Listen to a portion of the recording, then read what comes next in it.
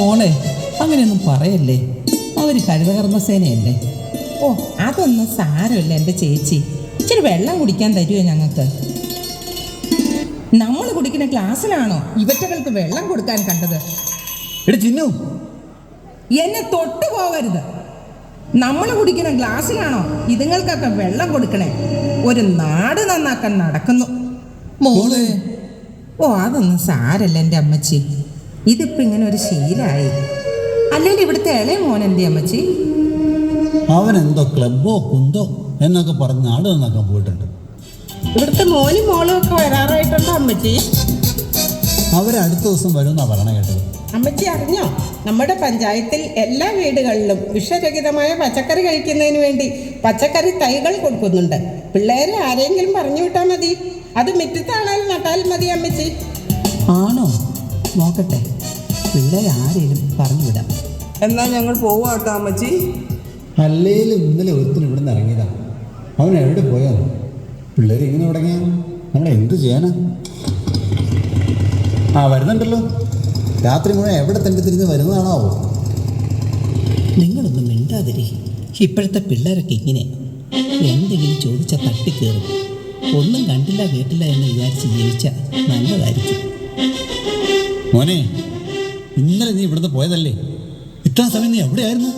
നിങ്ങൾ എന്തിനാ ഇതൊക്കെ തിരക്കുന്നത്? എന്നെ ആരും ചോദ്യം ചെയ്യുന്നത് എനിക്കിഷ്ടമല്ല. അതെവിടെ? എനിക്ക് താടാ. അതെവിടെയാടാ? താ എനിക്ക്. എനിക്ക് താടാ. അതെവിടെയാടാ? താ എനിക്ക്. എനിക്ക് കിട്ടി. ഞാൻ അന്വേഷിച്ച സാധനം എനിക്ക് കിട്ടി. എനിക്ക് കിട്ടി. എൻ്റെ കർത്താവേ, ഇതൊന്നും കാണാനും കേൾക്കാനുമുള്ള ശക്തി ഞങ്ങൾക്കില്ല. അമ്മച്ചിയെ, അമ്മച്ചി, അമ്മച്ചി, അമ്മച്ചി, ഇത് അവിടെ പോയി കിടക്കാൻ രണ്ടുപേരും കാണുന്നില്ലല്ലോ. എൻ്റെ ഈ ചായ, ഇവർക്കിത് എന്താ പറ്റിയ? ഇപ്പൊ കുറച്ച് നാളായിട്ട് ഇവരിങ്ങനെയാ. നിങ്ങളിവിടെ കോളേജിൽ പോയി ഒന്ന് തിരക്കിക്കേ. ഇങ്ങനെ പോയാൽ ചേച്ചി ചേട്ടൻ വരുമ്പോൾ നമ്മൾ എന്ത് സമാധാനം പറയും? എനിക്കറിയത്തില്ല.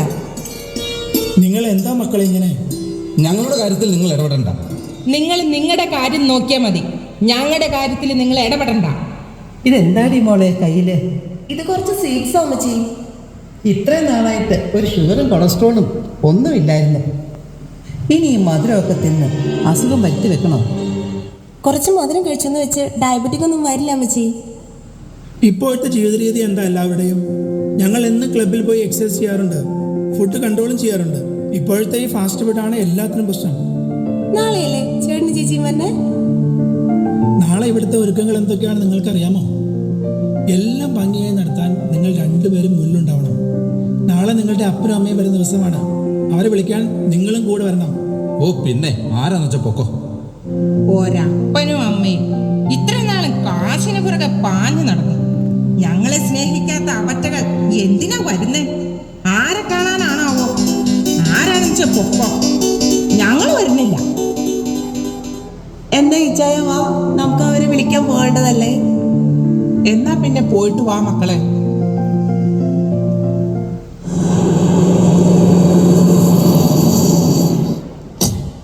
അപ്പച്ചാ, അമ്മച്ചി, അപ്പച്ചാ, ചിന്നും കണ്ണനും എവിടെയാ?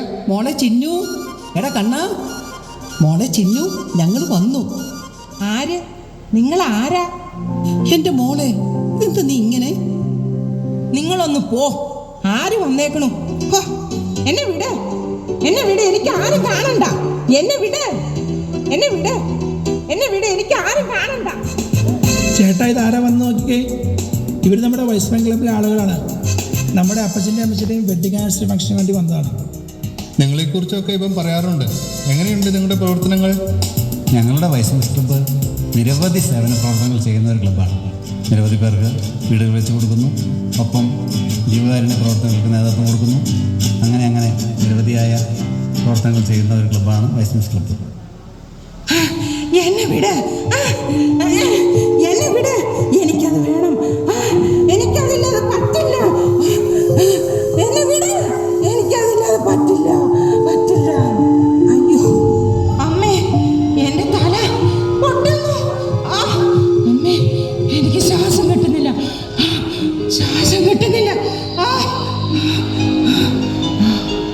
മോളെ ചിന്നു, എന്തൊക്കെ എന്താണ് പറ്റിയത്? എനിക്ക് പേടിയാകുന്നു മോളെ. അയ്യോ ചേട്ടാ, ചേട്ടാ, നമ്മുടെ കൊച്ചിനെ ഒന്ന് ആശുപത്രി കൊണ്ടുപോകണം, ഓടുക.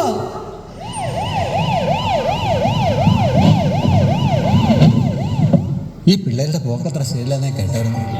ഇവർ ഡ്രഗ്സിനടിമയാണെന്നാണ് കേൾക്കുന്നത്. ഈശ്വര, ഈ തലമുറയുടെ പോക്ക് കണ്ടിട്ട് പേടിയാവുന്നു.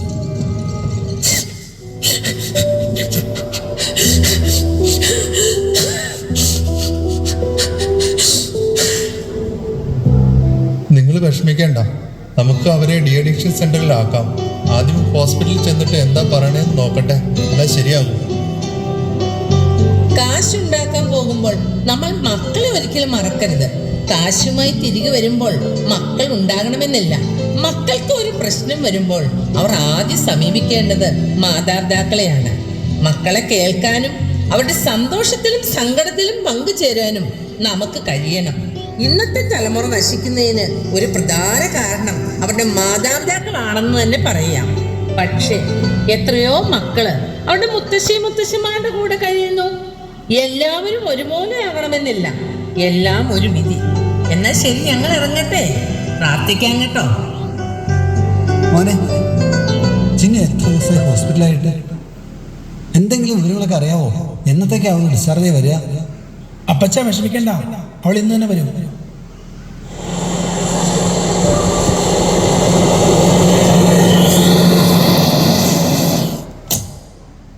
ദേ, അവരല്ലേ ആ വരുന്നത്. അപ്പച്ച, അമ്മച്ചി, നിങ്ങളെല്ലാവരും എന്നോട് ക്ഷമിക്കണം.